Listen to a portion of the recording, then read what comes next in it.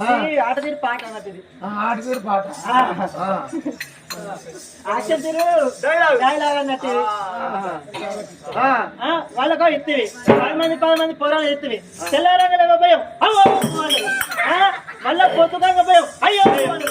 తెల్లారంగా భయం పొరాలతోటి అక్కడ అన్నం కన్నా ఓడగడుతుంది అన్నం కన్నా ఓడగడుతుంది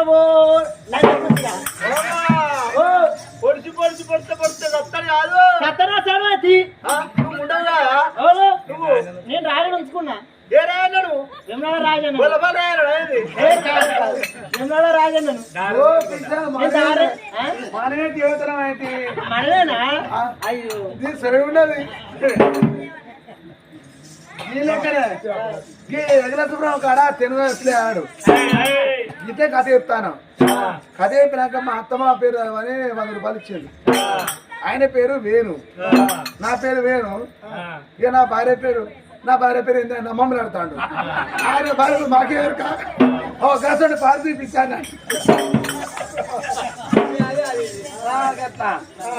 నాగమ్మా ఎందుకు అంటే అన్నం ఉన్న కదా తినలిచ్చినాం అనుకో హాయిగా తింటారు సుఖంగా అనుకుంటారు దేవుడానికి వస్తాడా అన్నం లేని కదా పిల్లలు ఇచ్చినాం అయ్యో భగవంత మాకు ఎట్లా తెలియాలి ఎట్లా పొద్దుకాలని మా పిల్లలు ఎట్లా చదవాలని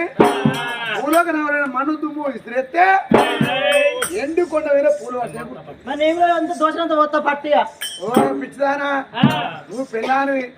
నేను మొగని నువ్వు వస్తే బండనైతా మంది వస్తే పూల వర్షం కుర్తా నువ్వు వస్తే కాదే అంతేనా మరి వాళ్ళ సందర్భాలు ఉన్నావా లేదా ఉన్నది ఇస్తా మరి ఇచ్చిరాపో నీకు నీతో అత్తప్ప